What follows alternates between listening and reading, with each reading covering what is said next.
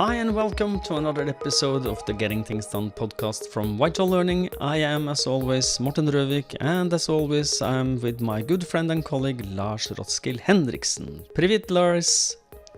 Привет, Morten. Good to see you and everyone out there listening and watching. We always start off with a quick reminder of the purpose of this podcast, which is to help you learn GTD or become even better GTDers.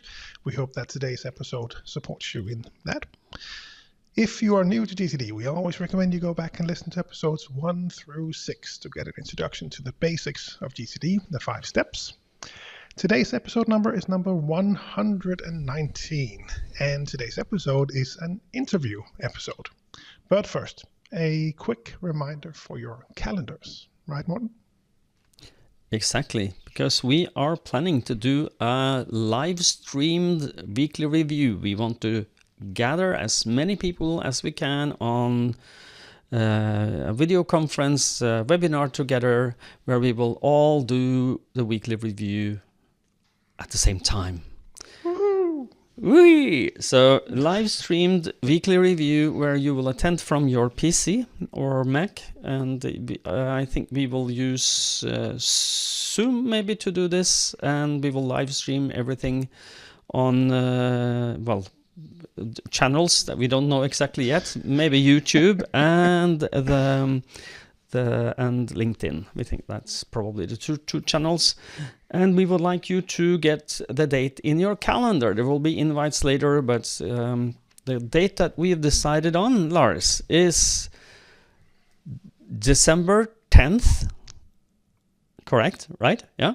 And and we've decided to try and accommodate people on both sides of the pond. And because we have quite a few hours of time difference, we've decided to do this early in the morning in the west coast of US, and then later in the afternoon for the people in Europe and in the CET zones. So for CET zone will be 4 o'clock to 5:30, so 1.5 hours with live streaming where we do it together, guided weekly review. And in the US, that will be 7 a.m. So brew a hot pot of coffee and get up early and open your laptop and join us for a weekly review on the 10th of December. Anything to add, Lars? No, I think you covered everything. December 10, 4 p.m. for people in CET, and hopefully that'll fit a lot of people's calendars. We had we've done this as we spoke about in the pre-show a number of times now in the summer camps, doing them together as sort of a now standard part of the last day of the summer camp, and it's just that feeling is just amazing, the energy in the room, and we're probably not going to recreate that exactly the same way, but no, like you said, hoping to get a lot of people together and try this out, doing it in collaboration with everyone else. We actually do that sometimes in the Danish GTD community. We haven't done it as frequently as I wish we could in Denmark, but when we do and we gather 5-10 people, just that amount of people, is just there's something else about it. And afterwards debriefings and what did you come up with, and before the session, this is something that has special attention now, something you want to focus on. That project's list has gone a bit stale. All right, well, we'll talk about that afterwards. And it's a lot of fun, and looking forward to doing this globally. It's been a while since we had an event like that. Yeah, it has, and the benefit for you, the participant, is that if you don't have the weekly review in your calendar already, you're not doing it on a regular basis, or even if you are doing it on a regular basis, you can then create an auto schedule and do it with others. There's something that happens when a lot of people are together, or people are together, is the focus gets laser sharp, because everybody else on the same call is doing exactly the same as you.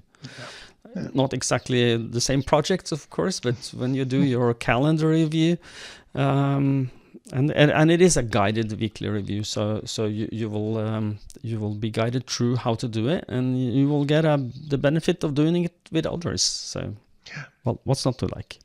Yeah, we hope to see you there. It'll be fun. It will be. And today I've done an interview with Rene Lie. Rene is the second in command in the Norwegian Naval Forces Band. And I've been asking him questions during this interview regarding his role as an in-house trainer for the armed forces in Norway, which for a lot of people, myself included, was kind of like, huh? How did he do that? How did he become an in-house trainer? Well, to be an in-house trainer is that's not very, that's possible for anyone who has who want to deliver GTD courses in-house in a company or an organization. But to do it in an organization that is really a part of big bureaucracy. How did he do that? How did I pull that off? And he will answer the question on how he did that and how he think that getting things done will benefit the armed forces of Norway if widely implemented. So I find that a very interesting question. So should we just roll the interview, Lars? Anything Let's you would go. like to add? Yes. Let's roll the interview. And now, our special guest. I have the great privilege today to talk to Rene Lie. He's second in command in the Norwegian Naval Force Band, and he is a person I've known for some time. I would like to ask you, Rene, can you please introduce yourself to our podcast audience? Certainly. What would you like as you said, my to name know is about you?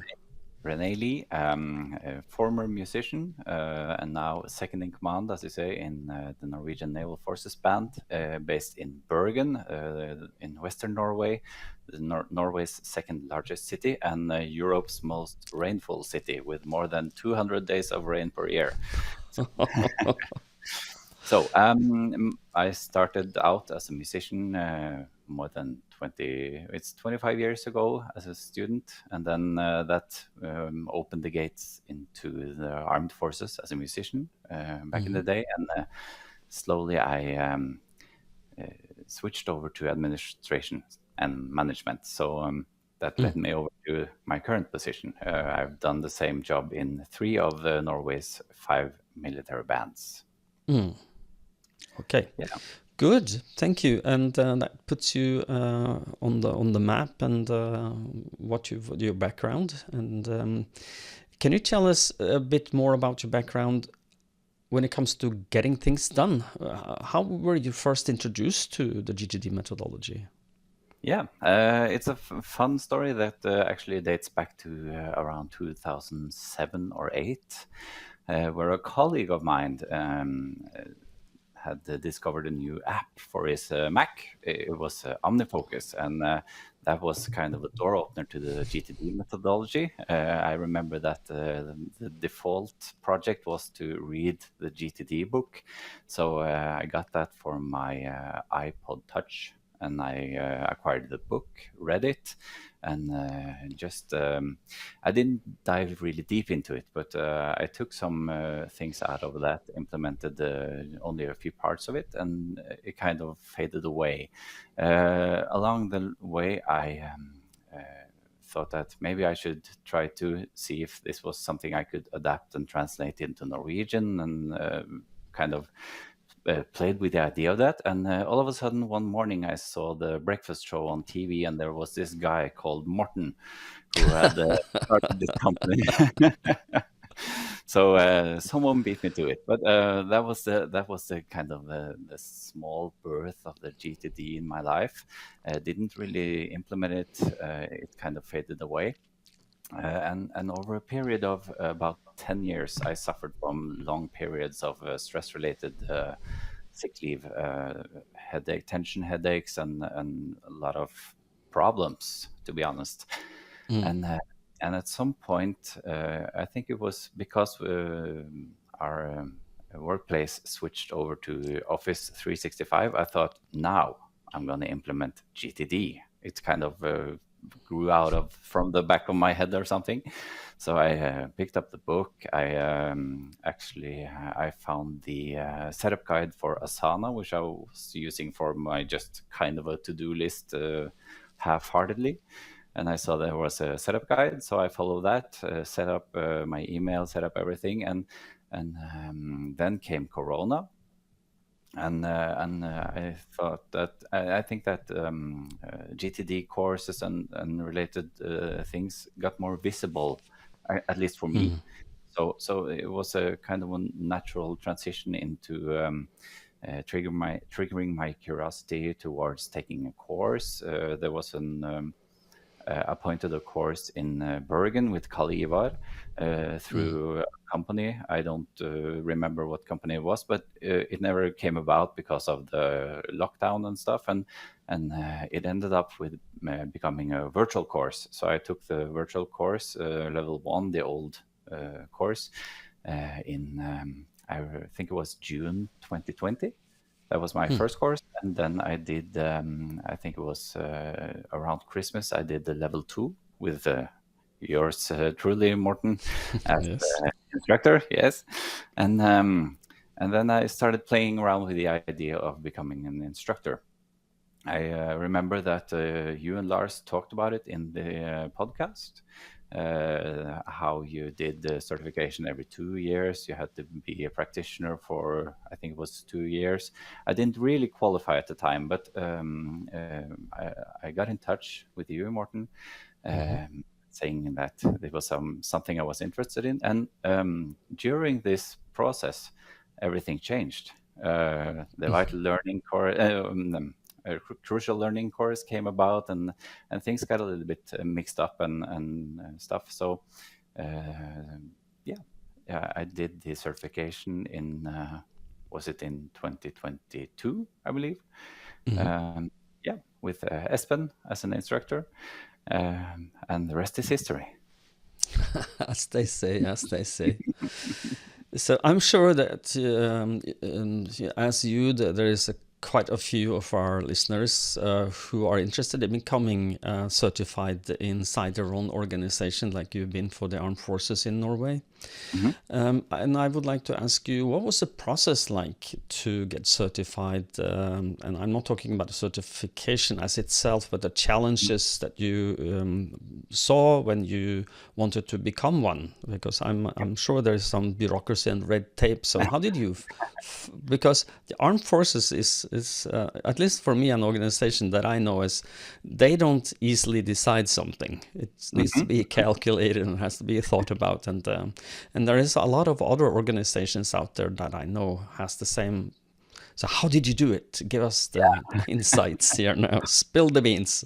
Yeah, you're right. Things tend to take some time in this organization, and that's most of all because of rules and regulations and certifications, approvals, and everything. So it's not that there's no will to implement, but there are a lot of considerations to take. And as I jokingly say, it's really easy to become a crook if you don't play by the rules, so to speak. But I have to say that my role as an internal instructor in the armed forces is not an assignment I'm given from above. It's kind of sprung out from below, so to speak.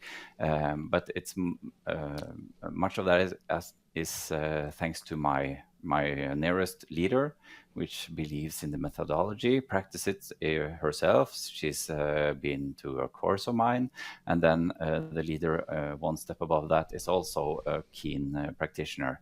So I had some allies who opened some doors. It means that the decision and also the cost, for that matter, it's on our level instead of going way up in the organization. So we kind of own the process down on our level, which gives us also the possibilities to decide and to actually do it.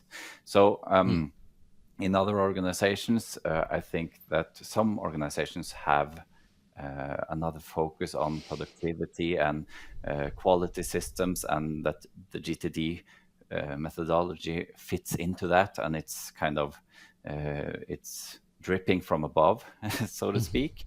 But in our organization, we have a lot of systems and practices and stuff that's related Structures, to yes.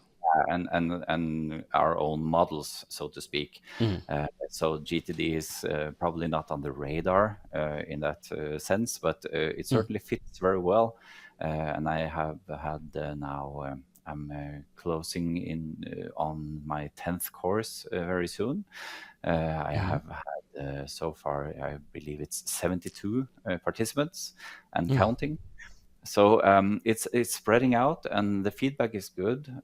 People feel that this is something they can use, and I think that because I'm not given an order to do this, I am free to say that, okay, this is good in your workplace, but I also focus a lot on your personal life. So bring this home. And I also believe that by implementing this in your personal life, you also reap the benefits in your work life. So we're a whole person, right?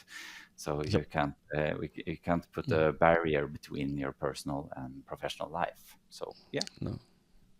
I have a little follow-up question here when it comes to because you are teaching people across the armed forces. You're not restricted to the Norwegian Naval Forces band itself, because then but you are doing it. And how do you find your, what we call it, clients or your students? How do they find you and sign up? To the last part of the question, they don't. I find them. So, but that's that is a sub question. How do you decide? Yeah. Because I first and foremost, I'm doing my job as a second in command, which is 100% position.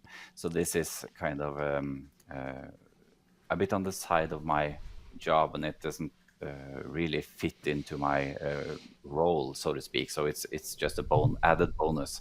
But as I say, thanks to GTD, I have freed up the time and energy to do this in addition.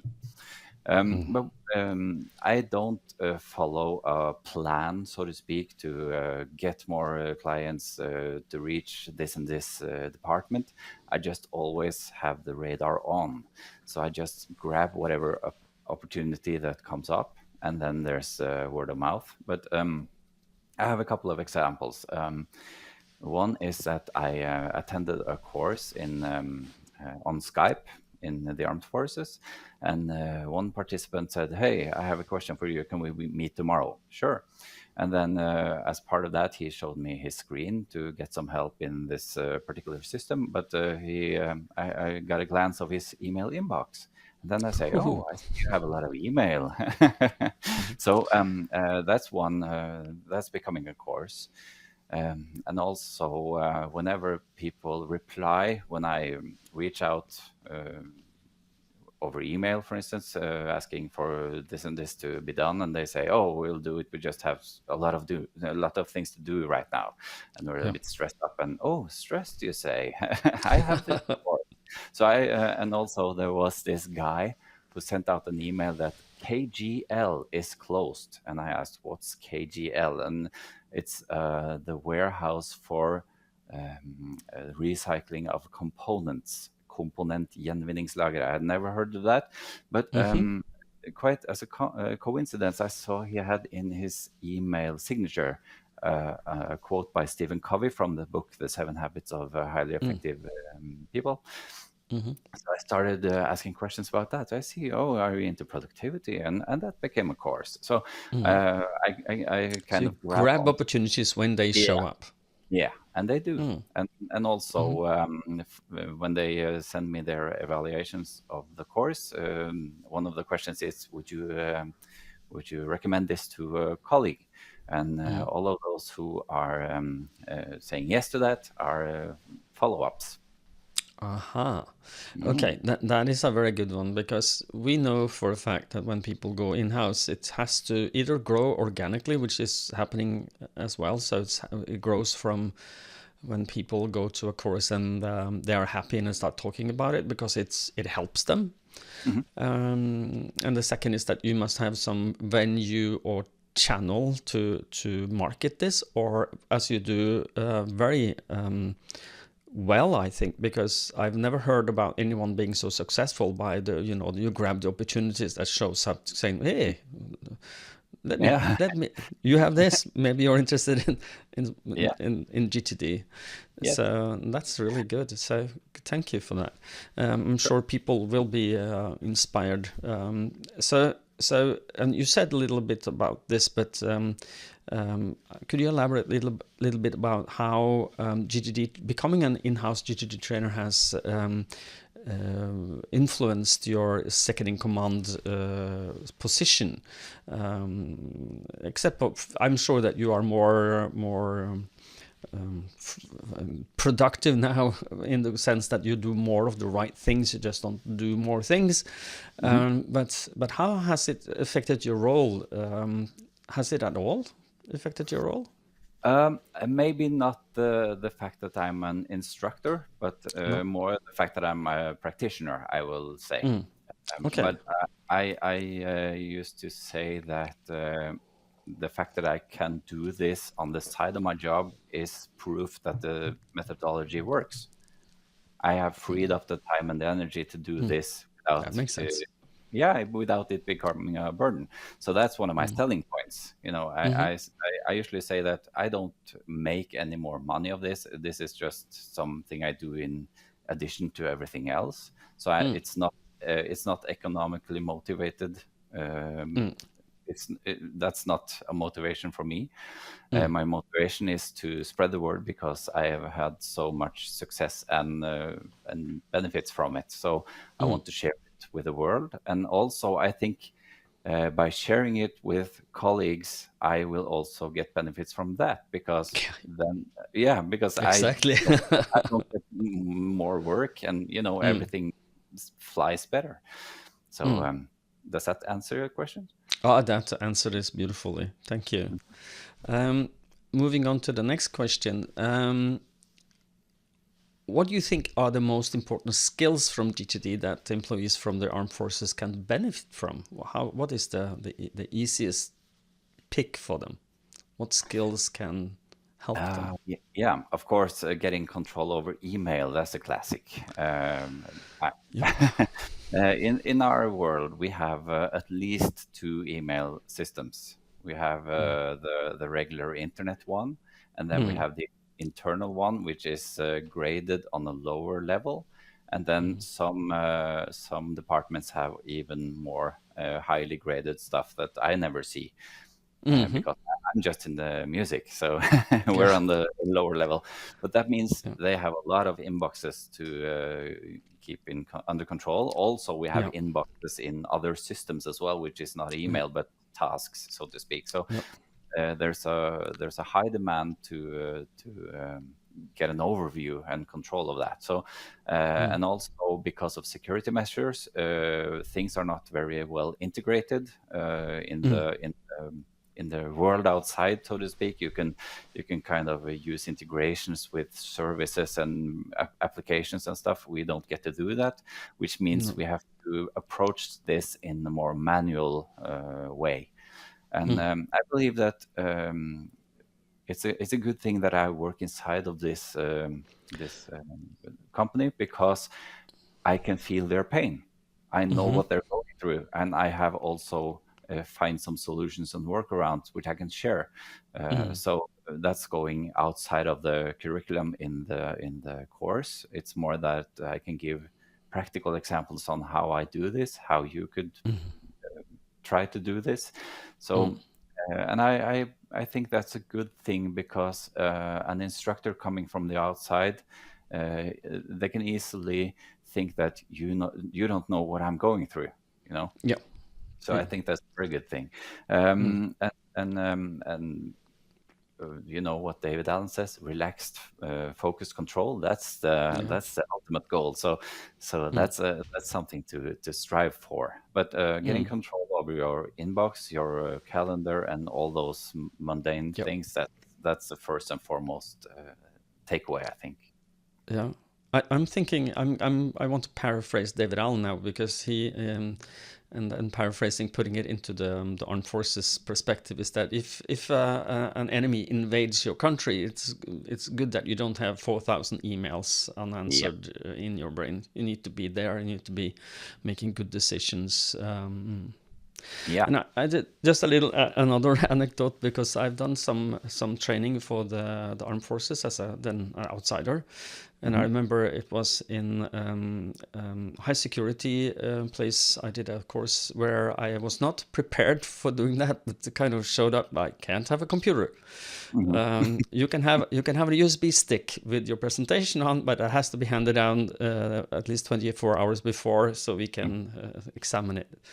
And that put things into perspective for me, because I understand that the people who are in that situation, they need to be creating a system without one system at work, at least one, and then another for their personal life. And that's, but not best practices, but sometimes life and the universe and work and security comes in way of what we call the best practices. So thank you. Yeah, and I also see that I have to use some shorthand and kind of I have to camouflage some of the things I write in my to-do system, which is outside of the armed forces, so that it's not traceable. And I also, just to add on to what you said, I have been in meetings where I'm not even allowed to bring my car key. Yeah, because it has a receiver and yes. So that's the world I work in. Yeah. I'm sure that, like an Apple Watch would also go in the same category. A smart ring would go in the same category. Anything that has a communication with something else, yes. Yeah, that's quite. That's the things you kind of can think of up front, but the car key, I didn't see that coming. No, but it has a sender and it has a receiver, so I'm sure that's why, because it's somebody can slip something inside that and take over. So okay, so. Just looking at this as a more like a high level question. So because the world is a dangerous place now, it has been for some time, more danger than it has ever been. And I'm sure that many of our listeners share the uneasiness about how the world is, and we worry about things we didn't worry about a couple of years ago. Security, when it is a possibility that some nation, I'm not going to mention names, but could invade us and do bad stuff, and they could not something you want to think about, but that is a reality now. And so if you are let's make you the head of the armed forces like the president of the Norwegian army. That of course is nothing, but you are the one who is able to do what you want, and I'm sure that the GTD would probably be part of that, but some sort. You will probably not be the trainer then, but have an army of trainers. And if you had this army of trainers within the army, what do you think would happen to the defense capabilities of any army in the world who did that? Yeah, we have this saying, which is also used in other circumstances. We say, fight as you train, train as you fight. That's an old saying, right? I think that's very much true. It's just as David Allen says that the only people who don't fight fire and crisis are the fire departments, right? So, so I think that what people are supposed to do when we hit the big red button, that's already taken care of to a very high extent. So I think that the goal here, or the benefit is what lies ahead of that, and To say kind of a silly when the alarm goes off, you don't want people to be concerned about calling Fred about the tires, right, or buying cat food. So I think that the mission or the benefit from something like GTD lies in whatever's ahead of the big red button being pushed, so to speak. Yeah, and you touched upon it earlier that you need to have your ducks in a row and control an overview in order to be ready for surprise, which is also something we say in the course, right? Yeah, indeed. Relax, control. Yeah. And I think I've expressed this before, but I'm very grateful that we have you there, because every person who is touched by getting things done is a little more clear-headed and can make a little bit better decision, and that I think is what we need now: better decisions made on facts and not because of stress. So okay, I want to move on to go a little bit more personal again. Could you elaborate a little about what are the greatest personal benefits that you have gained using GTD, and in both your professional, you've touched upon that, but in your private sphere as well, have you? What is the benefits that you reap from practicing GTD? Well, the most obvious one will have to be I talked about earlier that I had many longer periods of sick leave due to stress-related problems. That was in a 10-year period from 2009 to 2019.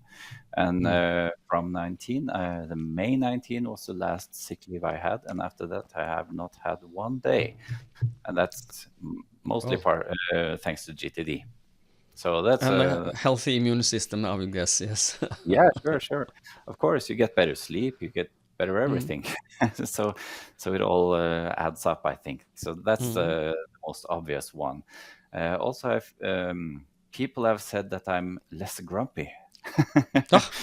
You become more tolerant and harmonic as a person, I think. I don't think I was particularly angry or something, but that's one way stress comes to the surface. It is. Yeah. It is. So and the feeling inside, of course, that's priceless. The feeling of having lower shoulders. You know what happens. You're ready for the things you didn't see coming. Yeah. All of that. That applies both professionally and personally. Our colleagues in the UK has done two surveys among their clients, and they found that this is on top of my head, but it's between 70 and 80%. I think it is 71 and 82% people are happier after implementing GTD. And I think so too, because you are less worried, you have less stress, you feel more of control of your life, you have less bad conscience for the things you are not doing because you can't remember what you've committed to, because you remember what you're committed to, and so on. And I don't know if your last question is, you partially answered it, but I will ask it anyway, if you want to elaborate something more. You've already touched upon this, but has GTD affected your mental health and the ability to handle stress in a demanding job as second in command? I'm not sure what to say to that, because I believe that I've had some inner calm all the way prior to GTD. Someone I know used to call me Rolig René, serene René, because I apparently I seem to be this calm kind of guy. But anyway, stress is a fact, no matter what. Even if you can't see it, you can be stressed, right? So I certainly believe that getting more control, overview, relaxed focus has made it possible for me to look further into the future, and not being a firefighter, because that's been part of my reality for a long period of time. So one thing I do just because I can is that the weekly review. which is keystone habits. I do that every week, of course. That's supposed to give you the feeling of the last week before vacation. That's what David says, right? You can have it on a weekly basis instead of a yearly basis. So what I do on the last day before every vacation I take, long or short, is I always end my day earlier, just because I can. Yeah. So that's my habit. So I proudly say, all my inboxes are empty. Happy holiday. Yeah. So Not. most certainly, I have better overview. I know what I need to do. I know what can wait. I know what I don't need to do, and what can be delegated. It's the whole package. It's just a better way of living. It is. And that is a very good note to end this interview, I think. Thank you so much for your time, René. If people want to get in touch with you, how can they do that? One way is that I'm a fairly active member of the GTD Connect forum over at the David Allen Company, so I can be reached there. Also, I have a LinkedIn profile, which I visit from time to time. Those are probably the most obvious points of contact. And you don't have to be a paying member to find me on GTD Connect, because there's also this public part of it, so everyone can go in there. Okay. Yeah. But if they search for Rene Lie, they will find you. So Yeah. Okay. What I'm going to do is I'm going to make a note, or I'm making a note while I'm talking, is to for people to get in touch with you. We will link in the show notes to your GTD Connect profile and your LinkedIn profile, so people can say hi and if they have any questions to becoming an in-house trainer, maybe I'm sure I know that there are a lot of people. I did too. Before I was a little too fast for you, maybe I beat you to it. But back in 2006, I started learning getting things done, and one of the first things I realized that, oh, this is gold. Why isn't anyone teaching this? And this should be part of the school system. But if it's not part of school system, at least there should be some courses you could take. And then that led me to the path of stalking David Allen for a couple of years before. I'm not stalking, but I followed him around. When he came to Europe, I came to see him. I asked to talk to him. And that led to becoming a trainer, becoming a master trainer, becoming the franchisee for the Nordic region after a while. So. But and I know when you getting things done, the second thing you want is to give it to someone else, because you understand what is done for you. So I fully understand where you're coming from, René. So thank you for being a trainer. Thank you for making the Armed Forces of Norway a more productive and stress-free place for the people that you touch. I wish you good luck in the future, and I hope that you get a lot of new course participants in the future, so that the Norwegian Armed Forces will be even stronger if we are ever needing to defend ourselves. So thank you, and take care. Bye-bye.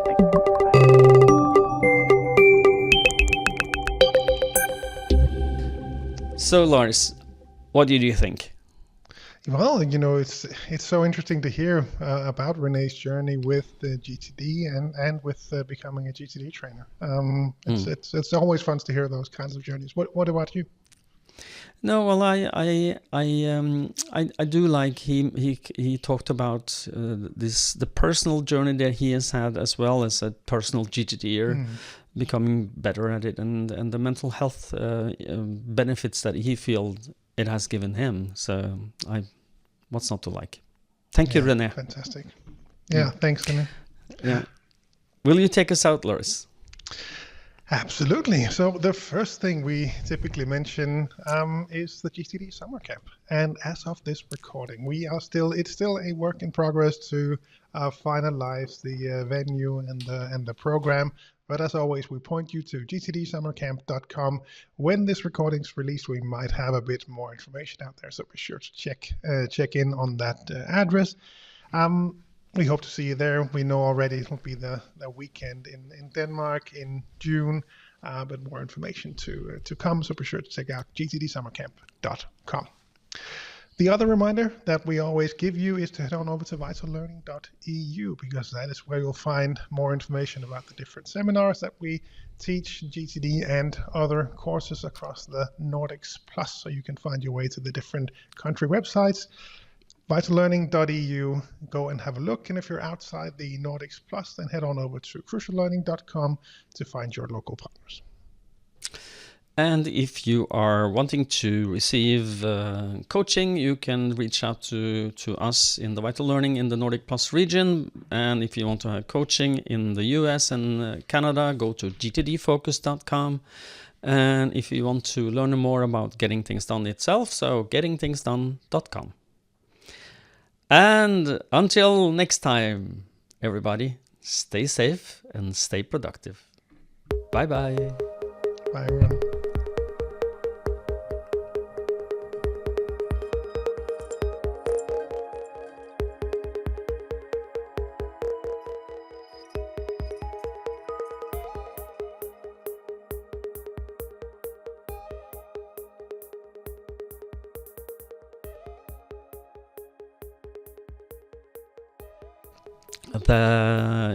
When he